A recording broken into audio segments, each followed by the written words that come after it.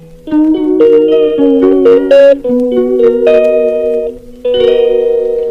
Everyone, welcome back to my channel. आता संक्रांत आली आहे अगदी 4 ते 5 दिवसांवरती आणि आज मी व्हिडिओ टाकणार आहे तो म्हणजे मेकअपचा. आता मेकअप हा एक असा विषय जो प्रत्येकाला जमतोच असं नाही, किंवा मग स्किन वेगळी असते, बऱ्याच जणांकडे प्रोडक्ट प्रॉपर नसतात, हे आणि अजून असे बरेच प्रॉब्लेम असतात ज्यामुळे आपल्याला प्रॉपर मेकअप करता येत नाही किंवा मग वेळ मिळत नाही. तर मग ह्या सगळ्या गोष्टींवरती एकच उपाय आहे की 1 ते 2 प्रोडक्टमध्ये, आणि ते पण फाउंडेशन सोडून, आपण बीबी क्रीमचा बेस करणार आहोत. बीबी क्रीम तुम्ही पॉन्ड्सची घेऊ शकता, कुठलीही घेऊ शकता. प्रत्येक प्रोडक्ट मी इथे दाखवणार आहे तुम्हाला कुठला आहे, किती रुपयाला आहे आणि कुठल्या स्किनसाठी चालणार आहे. तर चला आता सुरुवात करूया मेकअपला आपण. आणि ही जी क्लिप दाखवली मी सुरुवातीला, ती मेकअप नंतर 4 ते 5 तासानंतरची आहे, जिथे माझी हेअरस्टाईल पूर्ण मी काढून टाकली होती. पूर्ण मेकअप माझा सेटल झाला होता तेव्हा. 4 ते 5 तास गेल्यानंतर जर मेकअप माझा तेवढा ग्लोविंग आणि फ्लॉलेस दिसत असेल तर नक्कीच तुम्ही बघू शकता की कार्यक्रम आपण हळदी कुंकू वगैरे ठेवू त्यावेळी जर हा मेकअप केला तुम्ही, तर व्यवस्थित तुमचा कार्यक्रम संपेपर्यंत छान तो सेटल होतो, छान दिसतो आणि तुमची स्किनसुद्धा खूप केकी दिसत नाही, नॅचरल दिसते. तर चला, CTM रुटीन मी कंप्लीट केलं या ठिकाणी. आता CTM रुटीन काय असतं किंवा का करणं गरजेचं असतं ते जर तुम्हाला माहिती नसेल तर आपल्या चॅनलवरती एक व्हिडिओ आहे CTM रुटीनचा, तो तुम्ही जाऊन पाहू शकता, पूर्ण माहिती आहे. आता CTM नंतर पहिलं प्रोडक्ट घेतलं होतं मी प्रायमर. प्रायमरमुळे आपला मेकअप काळा पडत नाही, एकतर घाम आपल्या स्किनमधला बाहेर येत नाही, आणि बाहेरचा जो मेकअप आहे आपला फाउंडेशन, बीबी क्रीम जे काही असेल ते स्किनच्या आत जाऊन स्किन खराब करत नाही.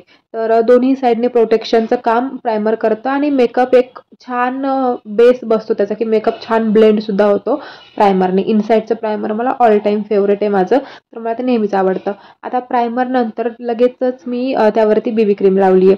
ही बीबी क्रीम वेगळी आहे, तुम्हाला जर हवी असेल तर पॉन्ड्सची वगैरे घेऊ शकता. पॉन्ड्सची पण मला खूप आवडली होती, मी एकदा ट्राय केली होती, तर छान कव्हरेज वगैरे आहे तिचं, तर ती पण तुम्ही घेऊ शकता. तर या ठिकाणी झालंय माझं बीबी क्रीम लावून, आणि त्यानंतर आता त्याची ब्लेंडिंग हे खूप इम्पॉर्टंट गोष्ट आहे. ब्लेंडिंग व्यवस्थित झाली की मेकअप छान होतो.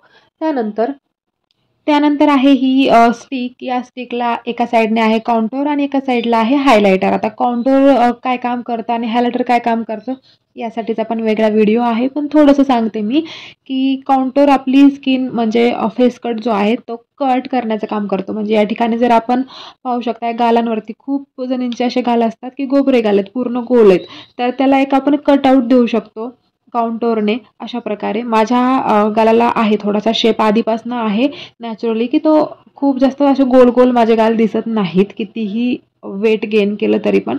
आणि या ठिकाणी आता नाकाला माझ्या गरज आहे की दोन्ही साईडने थोडं थोडं काउंटर केलं की एक सरळ दिसतं.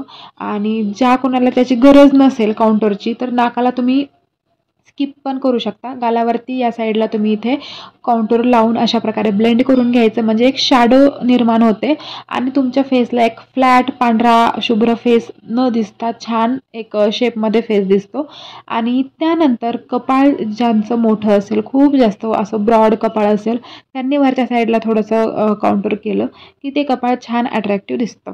आता यानंतर काउंटर झालं की हायलायटरची वेळ. हायलाईट कुठं कुठं करायचं, गालाच्या या साईडला, त्यानंतर नाकावरती, कपाळावरती आणि थोडंसं हनुवटीवरती. आता ह्या सगळ्या भागांना आपण हायलाईट का करतो की ते सगळे भाग जेव्हा आपण ब्लेंड करतो ह्या सगळ्या गोष्टी, त्यावेळी छान उठून दिसतात आणि आपल्या फेसला एक सुंदर टेक्स्चर येतं, एक छान आकार येतो. बस याचसाठी काउंटर आणि हायलाईट करायचं असतं.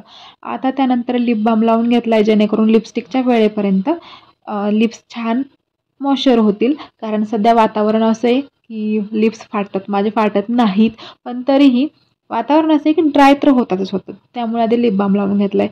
आता या ठिकाणी काजळ मी आयलायनरच्या ठिकाणी का लावते, छान एखादं स्मच प्रूफ काजळ घ्यायचं आहे आणि थोडंसं आपण सेमी स्मोकी लुक क्रिएट करणार आहोत या ठिकाणी, की खूप जास्त स्मोकी नाही, एकदम काळेभोर केलेत डोळे असं नाही, पण थोडंसं एक लाईन मारून घेतली आहे काजळाची आणि त्यानंतर एका छोट्या ब्रशच्या सहाय्याने त्याला छान ब्लेंड केले. दोन्ही डोळ्यांतलं अंतर तुम्ही पाहू शकताय, छान एक म्हणू शकतो ना एक पार्टी लुक आल्यासारखा डोळ्यांना येतो. आणि त्याचबरोबर थोडंसं एक पारंपरिक लुकसुद्धा, कारण नेहमी आपण काय करतो की लायनर लावतो, काजळ लावतो आणि तोच लुक होतो. पण म्हटलं यावेळी थोडंसं काहीतरी वेगळं. आणि संक्रांतीच्या दिवशी सुद्धा मी सेम हेच करणार आहे. सेम माझं सगळं असेल, फक्त एक यामध्ये चेंज असणार आहे की साडी. कारण असं म्हणतायत की संक्रांत आली आहे काळ्या रंगावरती, त्यामुळे काळा रंग घालायचा की नाही घालायचा आता त्या दिवसापर्यंत ते ठरणार आहे. बघूया आता काय होतं. पण मेकअप वगैरे सगळं हेच असणार आहे. त्यामुळे नक्की हा मेकअपचा व्हिडिओ जो आहे तो तुम्ही सेव्ह करून ठेवा, डाउनलोड करून ठेवा, माहीत नाही. पण 10 ते 15 मिनिटामध्ये तुम्हाला रेडी व्हायचं असेल तर हा मेकअप नक्की तुमची हेल्प करू शकेल आणि थोडंसं काहीतरी वेगळे पण तुम्ही दिसाल, सुंदर दिसाल इन शॉर्ट. यानंतर काजळ दोन्ही साईडला लावून घेतले, अजून ब्लेंड केले आणि सगळ्यात महत्त्वाचं म्हणजे डोळ्यांच्या आतल्या बाजूला सुद्धा मी काजळ व्यवस्थित लावून घेतले. आता काजळ हा माझा वीक पॉईंट आहे, सगळ्यांना माहिती झालं असणार आहे आत्तापर्यंत व्हिडिओच्या माध्यमातून की काजळाशिवाय मला माझा दिवस उगवतही नाही आणि मावळतही नाही. सो काजळ इज माय वीक पॉईंट, त्यामुळे ते तर मी लावणारच लावणार. लायनर स्किप करू शकते, फाउंडेशन स्किप करू शकते, पण काजळ नाही. या ठिकाणी व्यवस्थित ब्लेंड करून घेतले. आणि ब्लेंड करताना फक्त एवढी गोष्ट लक्षात घ्यायची की त्यावरती आपल्याला थोडेसे ग्लिटरी आयशॅडो लावायचे. तर त्यामुळे थोडासा जो बॉलचा भाग म्हणजे आपण म्हणतो की आपलं बुबुळ जिथे येतं व्यवस्थित डोळे बंद केल्यानंतर, तिथे आपल्याला ते थोडंसं ग्लिटरी आयशॅडो लावायचे. ते नसेल तर लिपस्टिकचा यूज करू शकता आणि अशा प्रकारे ब्लेंड करून घ्यायचे. तुमचे डोळे सुंदर दिसणार आहेत. आणि ब्लॅक आणि रेड साडी आहे तर छान त्यावरती मॅच होऊन जाते. या ठिकाणी काजळ लावून घेते आणि त्यानंतर आपल्याला या समोरचा मेकअप म्हणजे ब्लश आणि आपला मेकअप सेट करून घ्यायचा आहे. मेकअप आता इतकं सगळं केलं आहे आणि मी तुम्हाला म्हणते की थोडासा मेकअप करायचा आहे, आपल्याला थोडासा मेकअप करायचा आहे. त्यावरती पावडर कॉम्पॅक्ट लावायची काय गरज आहे असं बऱ्याच जणांचं म्हणणं असेल, पण ते लावणं गरजेचं आहे कारण त्यामुळे मेकअप सेट होतो. आता ह्या सगळ्यांच्या आधी एक गोष्ट विसरले की आयब्रोज. यावेळी माझे आयब्रोज थोडेसे वेगळे दिसत आहेत ना, कारण यावेळी माझे आयब्रोज माझ्या फ्रेंडनी केलेत आणि पहिले जसे होते छान दाट ब्रॉड दिसायचे थोडेफार तसे दिसत आहेत. कारण इथे मी कुणाकडनंही करून घेतले तरी एक माझा शेप बिघडला होता, तो होताच. एकदम पातळ कुणीतरी करून टाकायचं आणि एकतर पॉईंट नाही यायचे आणि पॉईंट मला फार आवडतात. तर माझी थोडीशी आधी होती, तितके तर नाही पण त्या सिमिलॅरिटीने तिने केली आहे. Thank you so much. तर थोडंसं असं वाटते ना की हा समाधान आहे, पहिल्यासारखं थोडंफार माझ्या फेसला स्ट्रक्चर यायला लागले. बट ठीक आहे, आयब्रोजने आपला पूर्ण फेसचा एक कायापालट होतो, एक म्हणतो आपण की पूर्ण आपण वेगळे दिसायला लागतो. तर तसं येते.